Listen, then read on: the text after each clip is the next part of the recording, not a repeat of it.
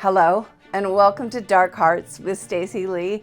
Before we begin, please hit that like button and subscribe to the channel if you want to support me. It helps a lot. You can also join my Patreon to support me, and we are in the midst of a very important fundraiser. I will give you some information on that at the end of the video. Today, I have for you, not one, not two, but 5 stories. This is my first top 5 episode ever. And it's something I think I'm going to do more of because a lot of times there are stories that I really want to cover, but they're just not long enough to do an entire episode on. You know, sometimes there's just a weird thing that happens. There's just not enough information to drag it out into a 30-minute episode. I'm not big on storytellers that can turn a sentence into a paragraph. I really do try and give you guys the meat of the story, and only the meat. I'm instantly regretting saying that. No, don't get me wrong. I am fully aware that I go off on tangents and I tell personal stories, but you guys have said that you like that. When I'm in the process of telling the story, I try not to drag out the stories, but give you the best parts of them. I hope I'm making sense. So things like top 5 episodes are great for those stories that are fun to listen to, important, or maybe tragic, but they're not enough to do a whole episode on. If you like this format, let me know. If you don't, let me know. You guys know I'm only here for you. I'm only here because of you. And if I'm doing something you don't like, I want to know. These stories today are woof. Disturbing, sad, tragic, all the things. But we talk about these stories because, of course, we find them interesting. But we also want to learn something from them, and we want to remember the victims. So let's jump right in. These are the top 5 dark stories from 2023. I'm your host, Stacy Lee. Let's begin.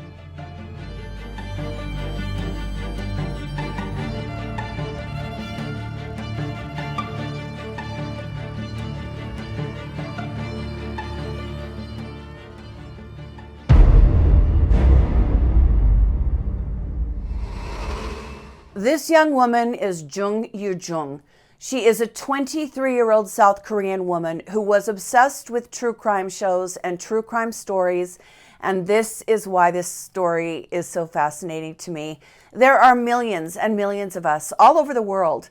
By us, I mean true crime fans, and none of us are murderers. Well, not none. We aren't interested in true crime because we're using it as a handbook.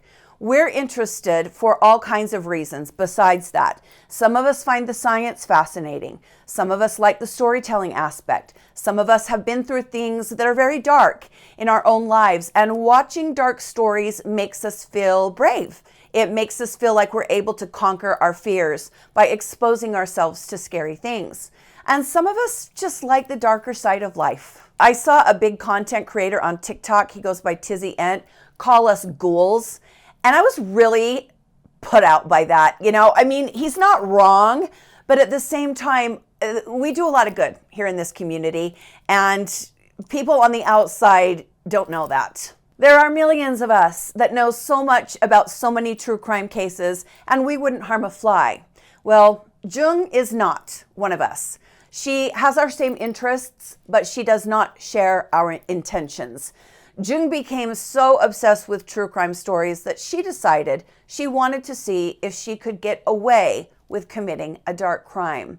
Jung became fixated with the idea of trying out murder. Those are the words she would later use. She wanted to try out murder as if murder is a car that you're thinking of buying. It's really very disturbing. Jung was very much a loner. She had no friends, no social circle, and she lived in a small home with her grandfather. She was unemployed, she rarely left the house, and she was very much immersed in her own thoughts.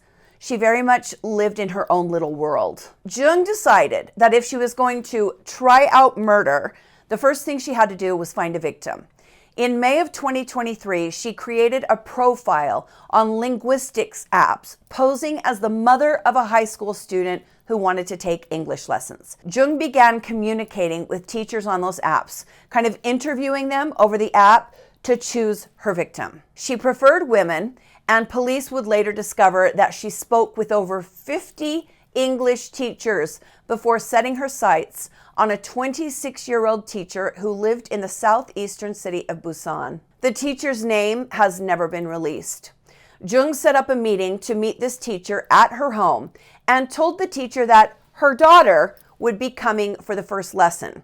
So Jung is posing as the mother on the app, but then she's telling the teacher that her daughter would be meeting her for the lesson, but of course it's Jung. Jung then purchased a school uniform online to look the part of a high school student. She went to the teacher's house and knocked on the door. As the teacher let Jung into her house, Jung attacked. This poor woman had absolutely no idea of what was going to happen and no way to defend herself. Jung had brought with her a large knife, and she began stabbing the teacher over and over in a frenzy. The woman was stabbed more than 100 times. Jung actually continued stabbing this poor woman after she was dead. As if this weren't bad enough, Jung then dismembered this poor woman's body and placed some of the parts in bags. She walked outside and hailed a taxi that she ordered to drive her to a remote parkland near a river north of Busan. As Jung exited the taxi, the driver saw that one of the bags she was carrying, it was a small suitcase, was soaked in blood. After the taxi cab driver dropped Jung off, he called the police, who were able to track Jung through her account with the taxi company. Jung was then located and taken into custody. Things work a little differently in South Korea. The warrant system is different, so they went straight to Jung's home and took her computer. It had a months-long browsing history of searches like how to kill someone, how to get rid of a body. While in custody, Jung was seen by a psychiatrist and was tested. The doctor found that she is a psychopath. She didn't even attempt to hide her face from the CCTV cameras.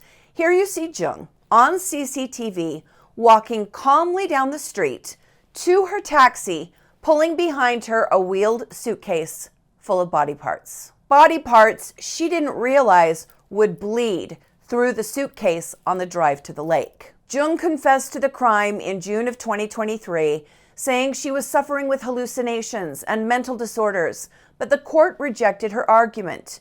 When Jung realized her insanity defense wouldn't work, she started speaking more openly, and that's when she admitted that her interest in committing a murder was piqued by true crime movies and TV shows. The judge gave Jung life in prison. South Korea does have the death penalty, but it hasn't carried out an execution since 1997. As terrible as this story is, I think we should all be grateful that Jung was caught so early on before she became the serial killer she most certainly would have become. They say everyone on Earth has a twin, a doppelganger. Someone who looks so much like them that they can't tell them apart. I didn't used to believe this to be entirely true until my son sent me this image telling me he had broken his leg and he was in the hospital. I flew into a panic and started booking a flight to Provo, where he was in college at the time. And then he called me laughing because, you see, the boy on the right is my son. The boy on the left is not my son. My son was on Instagram and came across this photo of a kid that looks exactly like him. Of course, the first thing that went through his mind was to send his mother into a panic. But maybe we do all have a twin somewhere in the world. Sadly, for some people, finding their doppelganger can be a death sentence. This is beauty blogger known only as Kadija O. She was 23 years old and she lived in Heilbronn, Germany. She hadn't seen her family in over a decade because they lived in another country, but Kadija had a close-knit group of friends in Germany, and she was loved by that group of friends. She had a good following on social media as well. This is an Iraqi woman known only as Shahraban K, and she had an evil plan. Shahraban wanted to find a woman who looked like her, so she could fake her own death and assume the identity of her doppelganger. Shahraban contacted Kadija on Instagram using a fake account that made Shahraban look like she was a very well-known and famous makeup professional, and she offered to give Kadija a free makeover. Kadija was hesitant at first, but felt the experience would make for good content for her social media accounts. and so she agreed to meet Shahraban. On August 16th, 2023, Kadija's mother, who again hadn't seen her daughter physically in 10 years, was at home when Kadija's photo fell off the wall. Her mother said a chill ran through her body and she knew something was wrong. Well, if you believe in that sort of thing, it's because at that same time, German police were searching the woods near Ingolstadt for clues to a murder. Hours earlier, a body had been found in the back of a Mercedes in Ingolstadt with more than 50 stab wounds. Whoever had killed the woman found took great care to ensure that the face was mutilated beyond recognition. Who did the car belong to? Shahraban. The woman in the car also resembled Shahraban, so the police made the assumption, as I'm sure most of us would, that the woman who had been murdered and dumped in her own car was Shahraban. The body was taken for autopsy, and the next day, the coroner had some news. The woman in the back of the car was not Shahraban. The body belonged to Kadija. The police began to investigate and found out that Shahraban had a boyfriend known only as Shakir K. In many of these countries, only the first name of the parties involved is ever released. Shahraban was having some very serious arguments with her family about the way she was living her life. And so she wanted them, her family, to believe that she was dead, so they would leave her alone and she could go on and live her life the way she wanted to. That is why she was trying to fake her own death. And that is why she wanted to find someone who looked a lot like her so she could try to trick the cops into thinking it was her.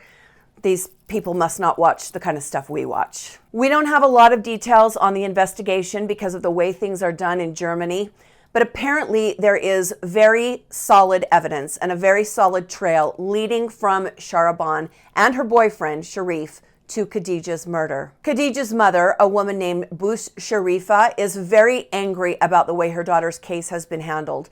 She tells reporters that the German police are not communicating with her, that it took 10 days for her to be told about her daughter's murder, and that she has been left in the dark. Both Shahraban and Shakir have been charged with first-degree murder, and their sentencing is coming up soon. I will update you when that happens.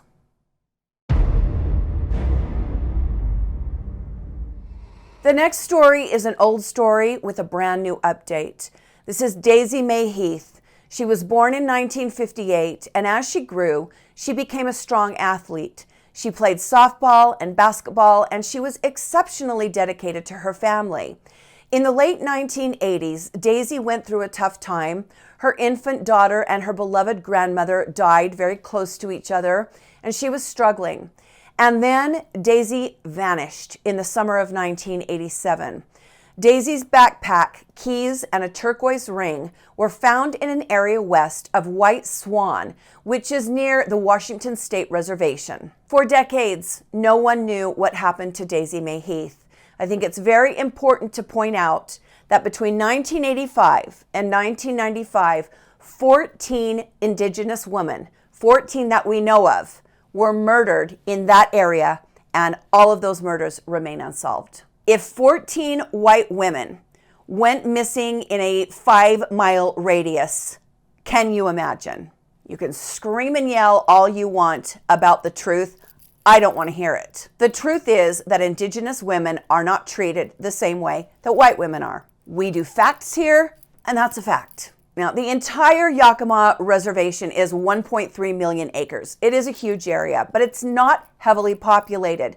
I think the fact that there were 14 murders in that area, 14 that all remain unsolved, is a very sad statement on the way murdered Indigenous women are treated. It was not unusual for Daisy May to be gone for extended periods of time. She would often spend weeks in the remote areas of the reservation, fishing, hunting, gathering traditional foods to bring home. She had family members on the Yakima Reservation, but also on the Warm Springs Reservation in Oregon, and she would travel between those two areas. But when her family hadn't seen Daisy in over 2 months, they called the police. Frankly, not much was done. This was another missing Indigenous woman, and so years and years passed without any information. Her family continued to look for her, trying to spread word that she was missing. They told the press She was a good person. She was looked to in a very positive light by her sisters and her family members and her nieces, and she helped raise those kids. Despite their efforts, Daisy remained missing. She never came home, and her family knew she would never choose to abandon them. Then in November of 2008, the bones of a woman were found. On November 26th, people walking in the area found the badly decomposed partial remains of a human being, and they called the police. The bones were collected by authorities and put into storage, and again, not much was done to try and find out who those bones belonged to. But in January of 2023, cold case detectives took another look at the bones, and they were sent off to Othman Laboratories, which is a private DNA laboratory in Texas with a specialty of identifying bones that have remained unidentified for decades. The Washington State Attorney General's office paid for the testing. When the testing was complete, they got an answer. The bones belonged to Daisy May Heath. She'd been murdered and lying on the forest floor, waiting to be found for almost 35 years. Her killer has not been caught, and so the investigation continues. I will bring you an update if and when we ever get word that there will be justice for Daisy May.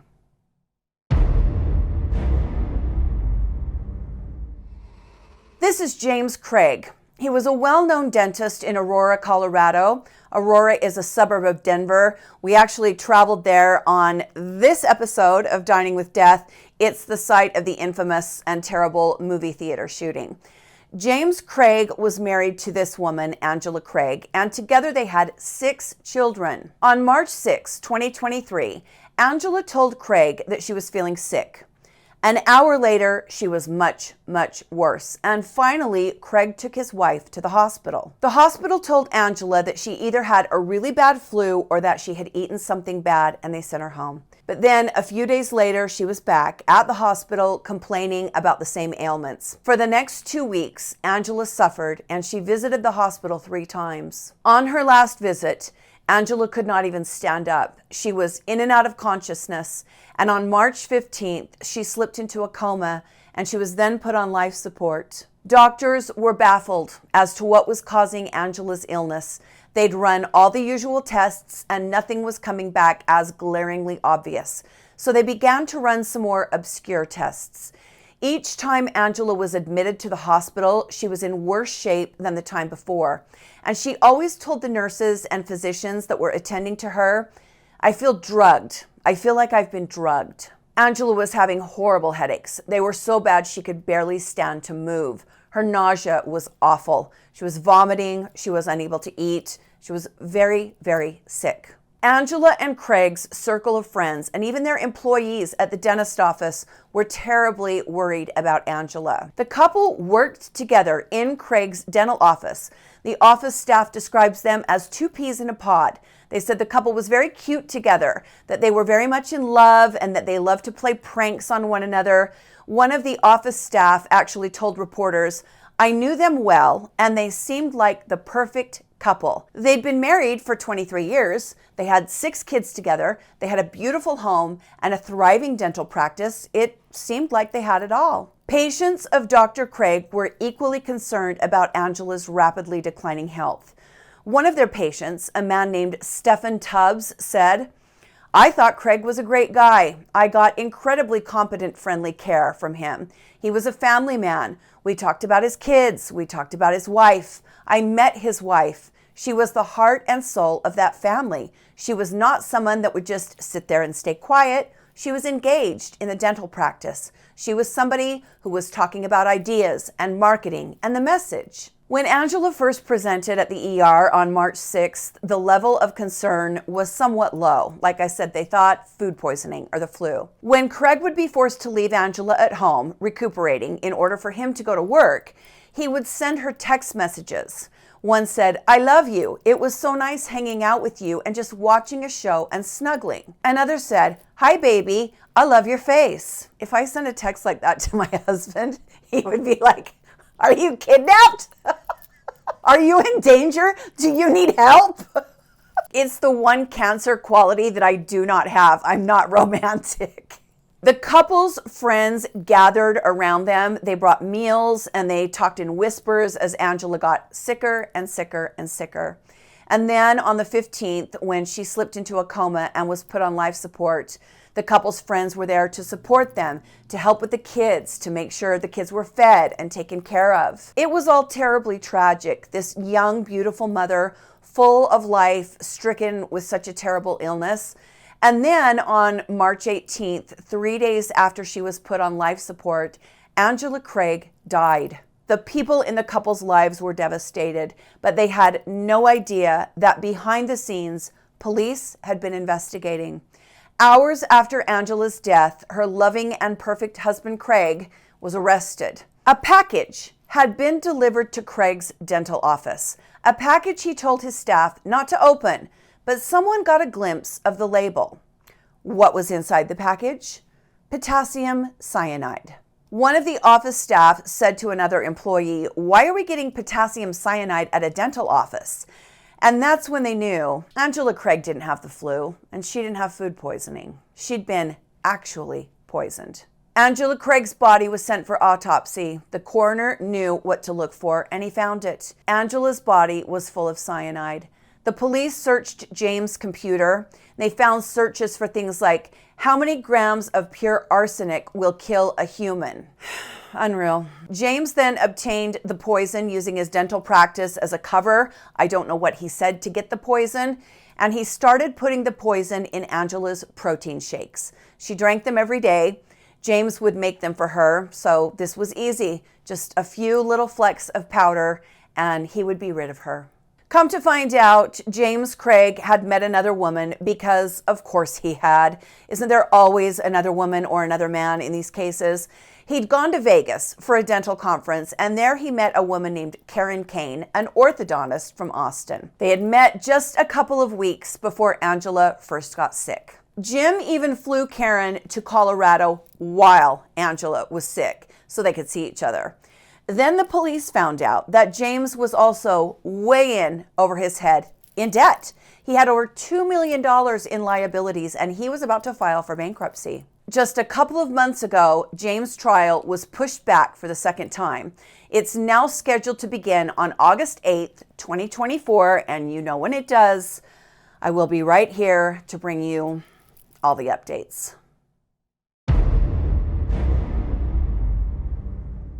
This last story grabbed my attention, not only because it's dark, but because it is one of the most bizarre stories I've ever heard. So of course, I had to put it on today's top 5 list.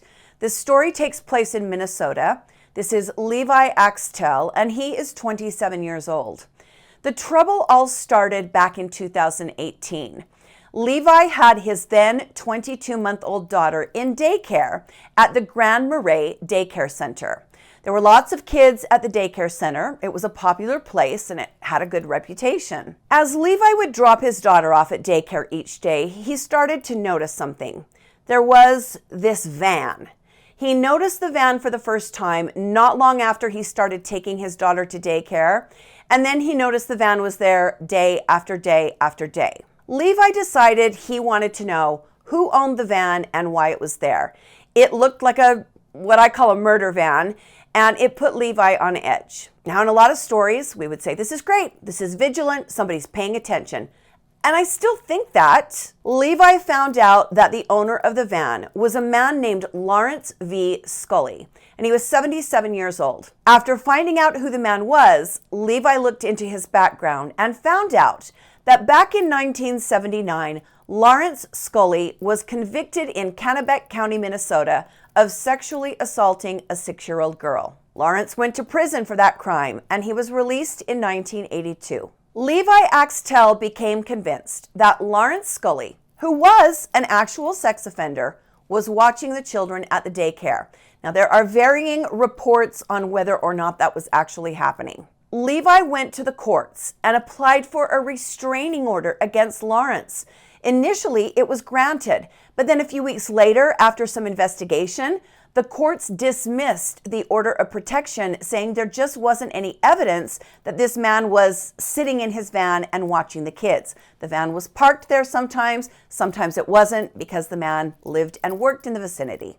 I think the work was like around his housework. I don't think he was employed. The dismissal of this protective order enraged Levi, who seemed to be becoming somewhat obsessed with Lawrence, and the idea that this man was out to get not only his daughter, but the other kids at the daycare center. People around Levi began to notice that his mood had become dark, and Lawrence Scully was never far from his mind. He talked about Lawrence a lot, and he told people that he was absolutely sure Lawrence was going to offend again. The problem was Levi had absolutely no proof. Yeah, Lawrence had been convicted of a terrible crime in 1979. I don't want to diminish that at all, but there was nothing to suggest that at the time he had done anything to these kids at the daycare. Lawrence had stayed out of prison the rest of his life, and there were no pending allegations against him or anything like that. But Levi was insistent. Lawrence was a predator, and he was going to hurt another child, if not many children. And so Levi decided he was going to do something about it. On Wednesday, March 13th, 2023, Levi Axel walked into the Cook County Sheriff's Office covered in blood. He put his head in his hands and told the cop at the front desk that he had just murdered Lawrence Scully.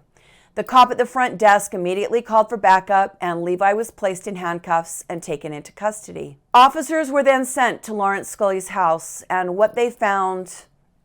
you guys. Officers walked into the house where they found Lawrence, well, what was left of him. Levi Axel had beaten this man to death, first with a shovel, and then with a large set of moose antlers. Levi went into this man's home, beat his head in with a shovel, grabbed these moose antlers that were nearby, and then picked up these moose antlers over and over and bashed Lawrence's skull in with them. He killed this man with moose antlers. Lawrence was beaten so badly he was unrecognizable. Levi was unashamedly confessing to the whole thing. Back at the police station, Levi told cops that he had known about Lawrence for a long time and that he had been watching him. He told the cops about Lawrence's conviction in 1975, which wasn't a secret, by the way. Apparently, Lawrence tried to run for mayor at some point. He did run for mayor, and his competition brought up his conviction for sexual assault, which effectively ended his bid for mayor. Levi said he knew that Lawrence was a bad man and that he was going to hurt more kids, and he did what he did because he had to. The police looked into all of the interactions between Levi and Lawrence, and what they found was mainly a record of Levi harassing Lawrence. In July of 2023, Levi was examined by a psychiatrist, and the findings were very alarming. Levi Axel was suffering from delusions, and he was found mentally incompetent to stand trial. Michelle Vishanen was appointed by the court to review Levi's mental health. She's a psychologist, and her report after that evaluation states that Levi's behaviors are impacted by hallucinations, by delusions and paranoia. He is mentally ill, and therefore he has not gone to trial. The press dug into Levi's past and found that he has a long record of reporting things to the police, things that he believes are dangerous to children especially. And I find this so interesting because there is so much actual danger for our children, but yet there is this group of people in our society who engage in performative care for children. You know what I'm saying? They get into this virtue signaling, protect kids from books, protect kids from gay people. No, that is not what we need to protect kids from. There are very real and actual dangers that we need to protect our children from, but they focus on those things because they get to wave a flag and cry about it really loud, and it makes them feel good about themselves. This somehow got into this mentally ill person's mind, and he really attached to it. That's what the psychiatrist found. Levi would see this performative stuff on the news, and he wanted to be the good guy, and it's stuck in his brain. So that's very sad because he is a mentally ill person. The fault lies with the people who are not. Look, I'm old. And if there's one thing I've learned in my many years on this earth, the people who are screaming the loudest and the longest about something that they think is bad or who they think the bad guy is, those people are the people you need to look into because they are the actual bad guy most of the time. People who use children as a tool in their performative virtue signaling, you really need to watch those people closely. That's my opinion. Levi is still in custody and his bail is set at $1 million. People have taken this case as an opportunity. They're making t-shirts like this, and there are lots and lots of jokes about moose antlers out there. Of all the murder weapons I've come across in all the years I've been researching true crime stories, moose antlers is by far the strangest murder weapon I've ever seen. But it seems par for the course as every year after 2020 brings us stories that are more bizarre by the day. We will have to wait and see what happens to Levi Axel if he is ever found competent to stand trial. Until then, let's just hope Levi doesn't get creative in prison and decide to murder someone with a deck of playing cards or a shoe. Thank you for joining me today on Dark Hearts with Stacy Lee. Please hit that like button and subscribe to the channel if you want to support me. You can also join my Patreon. When you join Patreon for a few dollars a month, some people give $1, some people give $5, some people give $20, you keep the episodes coming. We also have, separate from that, a fundraiser. This is the thumbnail on my channel to the video that will explain all the details of why we are raising money. We are trying to solve some cold cases. Thank you so much for watching today. I truly appreciate your support, each and every one of you. Stay safe, my friends, and be kind to each other. And I will see you next time on Dark Hearts with Stacy Lee. Bye.